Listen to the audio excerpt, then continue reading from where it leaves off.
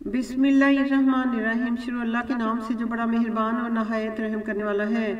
और लूत अलैहिस्सलाम को याद करो कि जब उन्होंने अपनी कौम से कहा कि तुम अजीब बेहयाई के मुर्तकिब होते हो, तुमसे पहले अहले आलम में किसी ने ऐसा काम नहीं किया। क्या तुम लज्जत के इरादे से लोंडों की तरफ माइल होते हो और मुसाफिरों की राहज़नी करते हो और अपनी मजलिसों में नापसंदीदा काम करते हो? तो उनकी कौम के लोग जवाब में बोले तो ये बोले कि अगर तुम सच्चे हो तो हम पर अजाब ले आओ। लूत अलैहिस्सलाम ने कहा कि ऐ मेरे परवरदिगार, इन मुफसिद लोगों के मुकाबले में मुझे नुसरत अनायत फरमाइए। और जब हमारे फरिश्ते इब्राहीम अलैहिस्सलाम के पास खुशी की खबर लेकर आए तो कहने लगे कि हम इस बस्ती के लोगों को हलाक कर देने वाले हैं कि यहाँ के रहने वाले नाफरमान हैं। इब्राहीम अलैहिस्सलाम ने कहा कि इसमें तो लूत अलैहिस्सलाम भी हैं। वो कहने लगे कि जो लोग यहाँ रहते हैं हमें सब खबर है, हम उनको और उनके घर वालों को बचा लेंगे बजुज़ उनकी बीवी के कि वो पीछे रहने वालों में होगी। और जब हमारे फरिश्ते लूत अलैहिस्सलाम के पास आए तो वो उनकी वजह से नाखुश और तंगदिल हुए। फरिश्तों ने कहा कि कुछ खौफ ना कीजिए और ना रंज कीजिए, हम आपको और आपके घर वालों को बचा लेंगे, मगर आपकी बीवी के पीछे रहने वालों में होगी। हम इस बस्ती के रहने वालों पर इस सबब से कि ये बदकिरदारी करते रहे हैं आसमान से अजाब नाजिल करने वाले हैं, और हमने समझने वाले लोगों के लिए इस बस्ती से खुली निशानी छोड़ दी।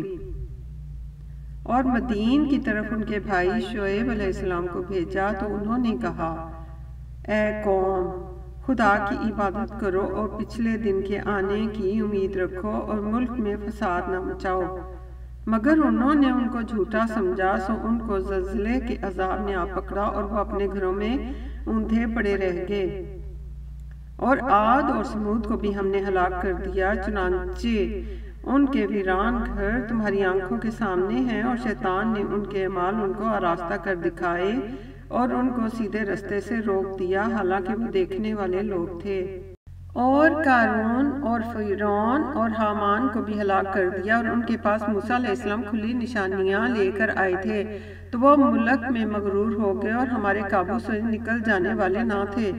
तो हमने सबको उनके गुनाहों के सबब पकड़ लिया। सो उनमें कुछ तो ऐसे थे कि जिन पर हमने पत्थरों का मींह बरसाया, और कुछ ऐसे थे कि जिनको चंगाड़ ने आ पकड़ा, और कुछ ऐसे थे कि जिनको हमने जमीन में धुंसा दिया, और कुछ ऐसे थे कि जिनको गरक कर दिया।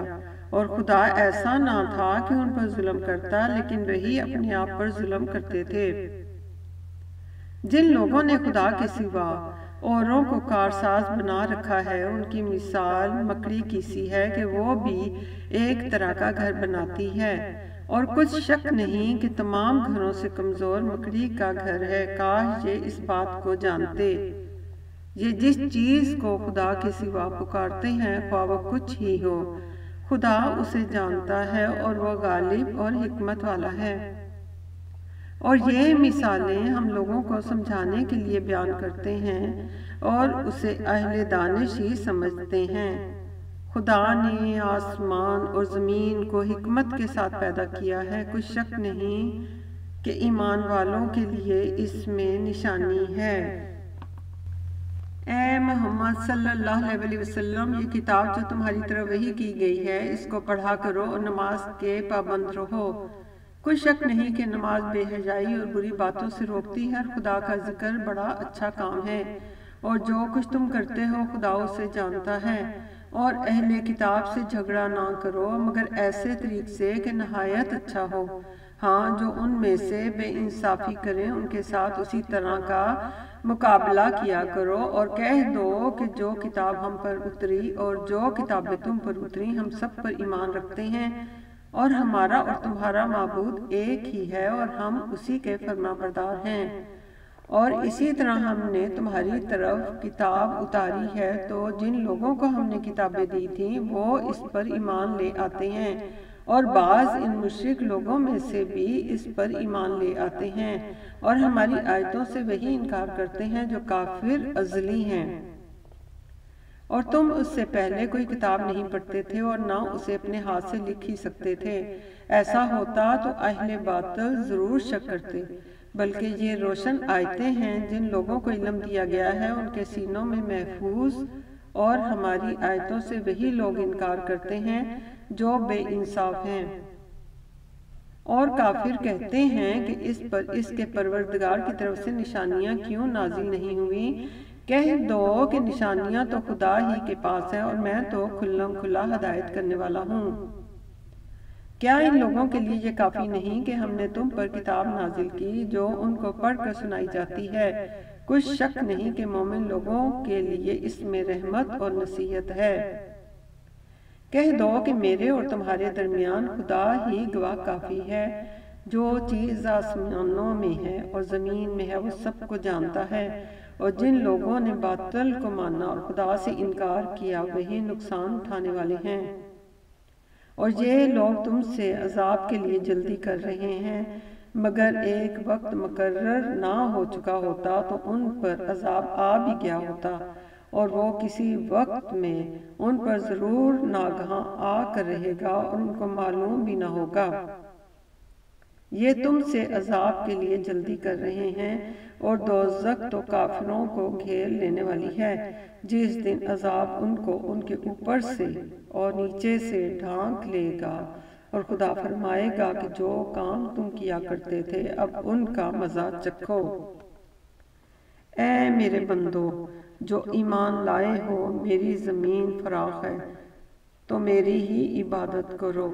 ہر متنفس کو موت کا مزہ چکھنا ہے، پھر تم ہماری ہی طرف لوٹ کر آؤ گے، اور جو لوگ ایمان لائے اور نیک عمل کرتے رہے ان کو ہم بہشت کے اونچے اونچے محلوں میں جگہ دیں گے، جن کے نیچے نہریں بہہ رہی ہیں، ہمیشہ ان میں رہیں گے۔ نیک عمل کرنے والوں کا یہی صلہ ہے۔